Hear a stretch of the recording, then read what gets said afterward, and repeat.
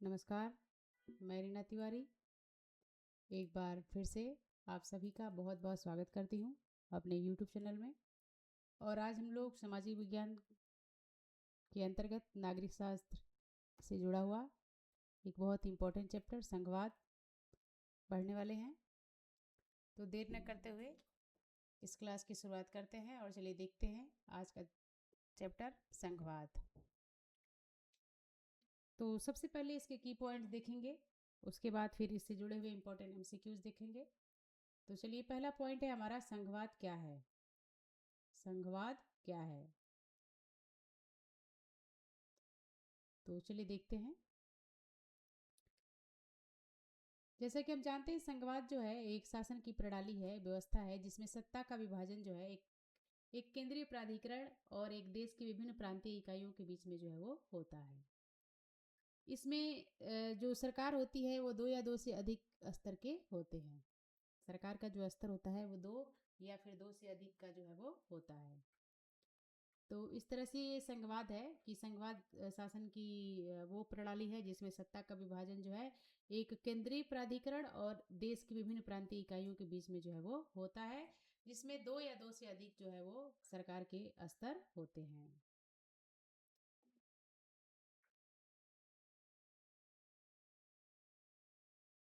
अगला जो हमारा पॉइंट है वो है संघवाद की मुख्य विशेषता की फीचर ऑफ फेडरलिज्म। तो देखते हैं, संविधान के द्वारा शक्तियों का स्पष्ट बंटवारा जो है, अदालतों द्वारा संविधान की न्याय व्यवस्था और प्रत्येक स्तर के सरकार के लिए राजस्व को अलग अलग स्रोत इसकी मुख्य विशेषताएं हैं। देखिए संघवाद की जो सबसे प्रमुख विशेषता होती है वो ये होती है कि संविधान के द्वारा शक्तियों का स्पष्ट बंटवारा, अदालतों द्वारा संविधान की व्याख्या और प्रत्येक स्तर की सरकार के लिए राजस्व के अलग अलग स्रोत, ये इसकी जो है संघवाद की मुख्य विशेषता है। अगला जो हमारा पॉइंट है वो है एक साथ आकर संघ बनाना, कमिंग टुगेदर फेडरलिज्म। तो चलिए देखते हैं, जब स्वतंत्र राज्य एक बड़ी इकाई बनाने के लिए साथ आते हैं, जब सारे स्वतंत्र राज्य एक साथ आकर एक बड़ी इकाई बनाते हैं ताकि वो अपनी संप्रभुता को जो है संरक्षित कर सके, उसको उसकी सुरक्षा को बढ़ा सकें। जैसे उदाहरण में आप ले सकते हैं संयुक्त राज्य America, USA, Switzerland and Australia.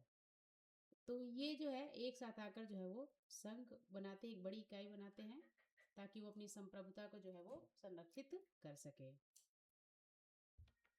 अगला जो हमारा पॉइंट है वो है साथ लेकर संघ बनाना। साथ लेकर संघ बनाना, होल्डिंग टुगेदर फेडरेशन।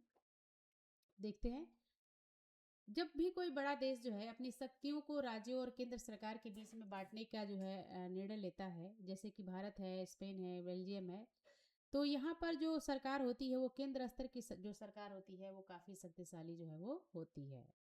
देखिए जब एक साथ लेकर संघ बनाया जाता है तो इसमें जो है कोई भी बड़ा देश जो है अपनी शक्तियों को जो है राज्यों और केंद्र सरकार के बीच में बांटने का जो है वो निर्णय लेता है। और इसमें जो सरकार होती है केंद्र की, वही वही जो है राज्यों की अपेक्षा जो है वो शक्तिशाली होती है। और ऐसे देश में हमारे भारत, स्पेन और बेल्जियम जो है वो आता है। अगला जो हमारा पॉइंट है वो है भारत की विधायी शक्तियाँ। भारत की विधायी शक्तियाँ, लेजिस्लेटिव पावर इन इंडिया। तो देखते हैं, भारत की जो शक्तियाँ हैं उनको जो है तीन सूचियों में जो है वो बांटा गया है। भारत की जो विधायी शक्तियाँ हैं उनको तीन सूचियों में बांटा गया है। संघ सूची, संघ सूची के अंतर्गत हमारे रक्षा और विदेशी मामले आते हैं। दूसरा जो टाइप है वो है राज्य सूची, जिसमें पुलिस और व्यापार आदि आते हैं। अगला जो है वो है समवर्ती सूची, जिसमें वन, शिक्षा दोनों का कानून जो है वो बना सकते हैं। तो इस तरह से भारत की विधायी शक्तियाँ जो है तीन वर्गों में जो है वो विभाजित है। अगला जो हमारा पॉइंट है वो है भाषाई राज्य, लिंग्विस्टिक स्टेट्स। देखिए यहाँ पर बताया गया कि भारत में भाषा के आधार पर राज्यों का पुनर्गठन एक बड़ी परीक्षा थी। भारत में जैसा कि जानते हैं कि विभिन्न प्रकार की भाषाएं, प्रांत प्रांत में अलग अलग भाषाएं जो है बोली जाती है। तो इस तरह से भारत में जो है भाषा के आधार पर राज्यों का पुनर्गठन करना एक बहुत ही बड़ा जो है चुनौती था। इससे देश अधिक एकीकृत और मजबूत हुआ, न कि कमजोर। उदाहरण जैसे आंध्र प्रदेश और पंजाब। तो अगला पॉइंट देखते हैं।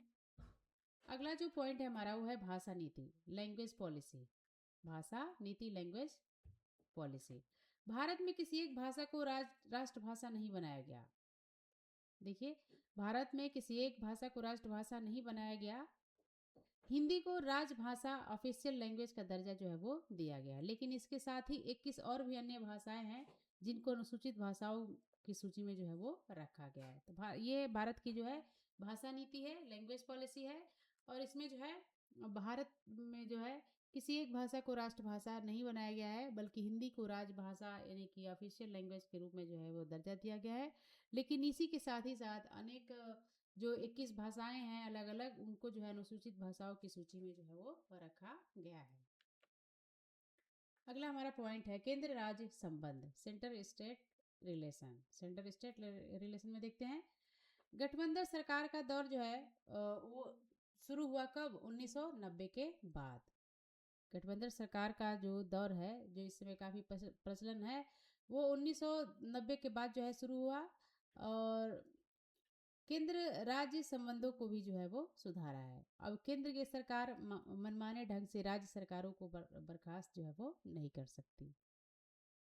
तो इस तरह से जो है उन गठबंधन केंद्र राज्य संबंध जो है स्थापित है।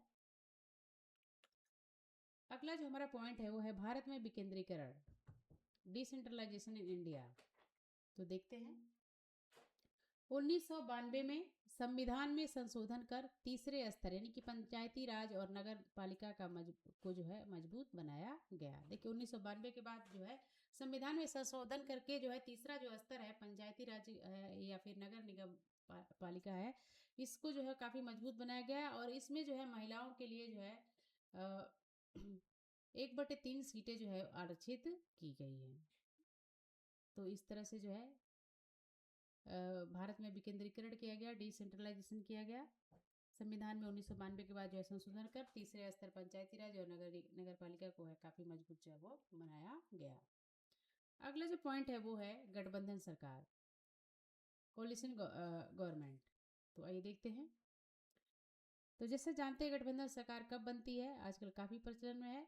तो गठबंधन सरकार तब बनती है जब किसी एक दल को जो है पूर्ण बहुमत जो है वो नहीं मिलता है, तो वो कई दल को मिलाकर जो है सरकार बनाने का निर्णय जो है वो लेते हैं। इससे सत्ता की साझेदारी और क्षेत्रीय स्वायत्ता का सम्मान जो है वो बढ़ता है। तो ये है गठबंधन सरकार। आगे देखते हैं। इस की पॉइंट के बाद अब हम देखेंगे आज के कुछ इंपॉर्टेंट एमसीक्यू जो काफ़ी आपके लिए सहायक होंगे। तो चलिए देखते हैं। सबसे पहला एमसीक्यू है, संघीय सरकार में सत्ता का बंटवारा किसके बीच में होता है? संघीय सरकार में सत्ता का बंटवारा जो है वो किसके बीच में होता है? जैसा कि अभी हमने पढ़ा कि संघीय सरकार में सत्ता का बंटवारा जो है केंद्र और राज्यों के बीच में होता है, बिटवीन सेंटर एंड स्टेट, यानी कि ऑप्शन नंबर ए जो है वो करेक्ट आंसर है। निम्नलिखित में कौन सा देश साथ आकर संघ बनाने का निर्णय जो है वो लेता है? निम्नलिखित में कौन सा ऐसा देश है जो साथ आकर संघ बनाने का जो है वो उदाहरण है? तो देखिए, ये इसमें जो है संयुक्त राज्य अमेरिका जो है संघ आकर राज्य बनाने के लिए जो है वो उसका उदाहरण पेश करता है। आगे देखते हैं। अगला क्वेश्चन है हमारा, भारत में रक्षा और विदेशी मामले किस सूची में आते हैं? तो देखिए, भारत में रक्षा और विदेशी मामले जो है वो संघ सूची में आते हैं, यूनियन लिस्ट में जो है वो आते हैं, इसलिए option number B correct answer है। अगला पॉइंट, समवर्ती सूची के विषयों पर कानून कौन बना सकता है? समवर्ती सूची के विषय पर कानून जो है वो कौन बना सकता है? देखिए, समवर्ती सूची पर जो है केंद्र और राज्य दोनों सरकारें जो है वो बना सकती हैं, इसलिए ऑप्शन नंबर सी जो है वो करेक्ट आंसर है, केंद्र और राज्य सरकार दोनों ही। अगला देखते हैं, भारत के संविधान में कितनी भाषाओं को अनुसूचित भाषाओं का दर्जा जो है वो दिया गया है? तो देखिए, भारत में जो है कुल मिलाकर जो है 22 भाषाओं को जो है वो अनुसूचित भाषाओं के रूप में दर्जा जो है वो मिला है, ऑप्शन नंबर सी 22। अगला क्वेश्चन देखते हैं।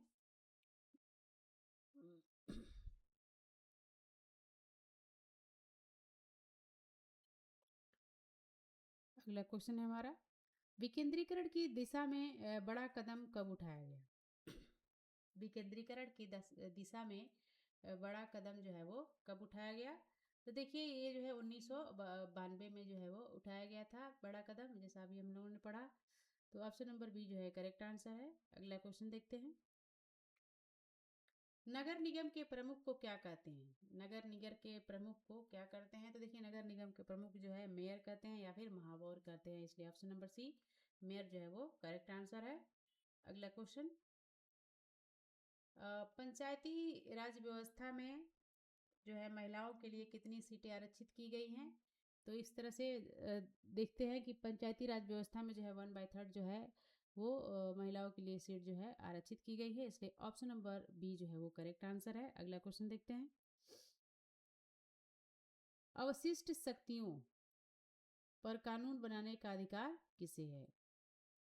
अवशिष्ट शक्तियों पर कानून बनाने का अधिकार जो है वो किसे है? तो देखिए अवशिष्ट शक्तियों पर जो है कानून बनाने का अधिकार जो है वो केंद्र सरकार को मिली है। तो इस तरह से ऑप्शन नंबर बी केंद्र सरकार, यूनियन गवर्नमेंट जो है वो करेक्ट आंसर है। आगे देखते हैं। संघीय शासन प्रणाली का मुख्य उद्देश्य क्या है? संघीय शासन प्रणाली का मुख्य उद्देश्य क्या है? तो देखिए इसमें ऑप्शन दिया है देश की एकता की रक्षा करना, क्षेत्रीय विविधताओं का सम्मान करना, सत्ता का विकेंद्रीकरण करना। तो इस तरह से ऑप्शन नंबर ए और बी जो है दोनों जो है वो सही आंसर है।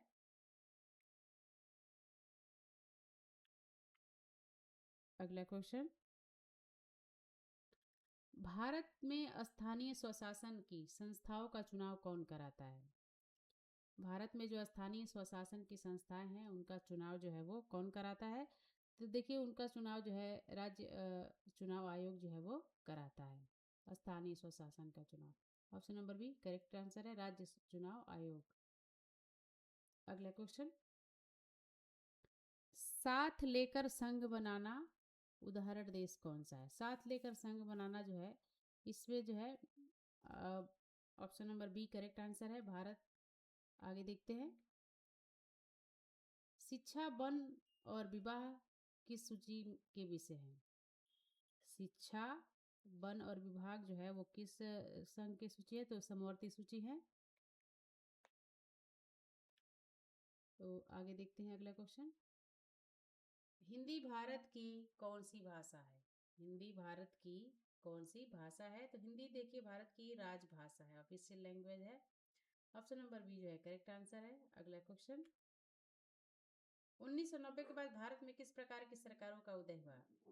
1900 बाद के बाद देखिए जो है भारत में जो है गठबंधन सरकारें जो है वो आना शुरू हो गई, इसलिए ऑप्शन नंबर सी गठबंधन सरकारें जो है वो करेक्ट आंसर है। आगे देखते हैं।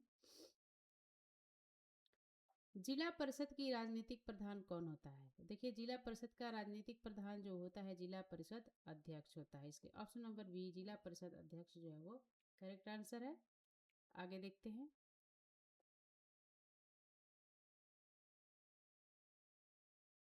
निम्नलिखित में कौन सा संघीय राज्य नहीं है? निम्नलिखित में कौन सा संघीय राज्य जो है वो नहीं है? देखिए दिल्ली जो है वो संघीय राज्य जो है वो नहीं है, तो ऑप्शन नंबर आगे देखते हैं। पुलिस, व्यापार और वाणिज्य किस सूची के अंतर्गत आते हैं?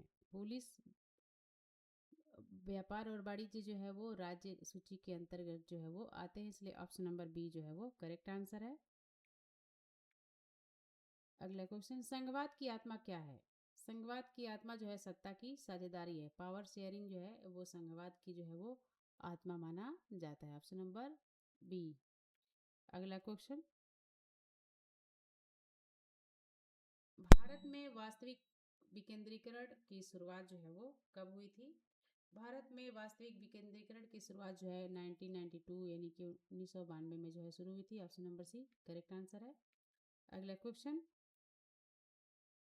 ग्राम पंचायत के अध्यक्ष को क्या कहते हैं? ग्राम पंचायत के जो अध्यक्ष होते हैं उनको हम लोग जो है वो सरपंच जो है वो कहते हैं, इसलिए option number C correct answer है, सरपंच। अगला क्वेश्चन, राज्यों की शक्तियों का स्रोत है? राज्यों की शक्तियों का जो स्रोत है वो है संविधान। अगला क्वेश्चन, भाषाई आधार पर बनने वाला भारत का पहला राज्य कौन था? भाषाई आधार पर बनने वाला भारत का पहला राज्य कौन था? तो आंध्र प्रदेश जो है भाषाई आधार पर जो है बनने वाला पहला राज्य था। आगे देखते हैं अगला क्वेश्चन, संघीय शासन व्यवस्था में सर्वोच्च न्यायालय की भूमिका क्या है? संघीय शासन व्यवस्था में सर्वोच्च न्यायालय की क्या भूमिका है? तो देखिए सर्वोच्च न्यायालय जो है विवादों का निपटारा करता है, इसलिए ऑप्शन नंबर बी जो है वो करेक्ट आंसर है, विवादों का निपटारा। अगला क्वेश्चन, पंचायती राज व्यवस्था का उद्देश्य क्या है? पंचायती राज व्यवस्था का उद्देश्य क्या है? सत्ता का विकेंद्रीकरण, लोगों की भागीदारी बढ़ाना, स्थानीय समस्याओं का समाधान। इस तरह से ऑप्शन नंबर डी जो है वो करेक्ट आंसर है, सभी जो है पंचायती राज व्यवस्था का उद्देश्य है। तो ये था हमारा आज का क्लास। अगली क्लास में आपसे फिर से मिलते हैं, तब तक के लिए धन्यवाद।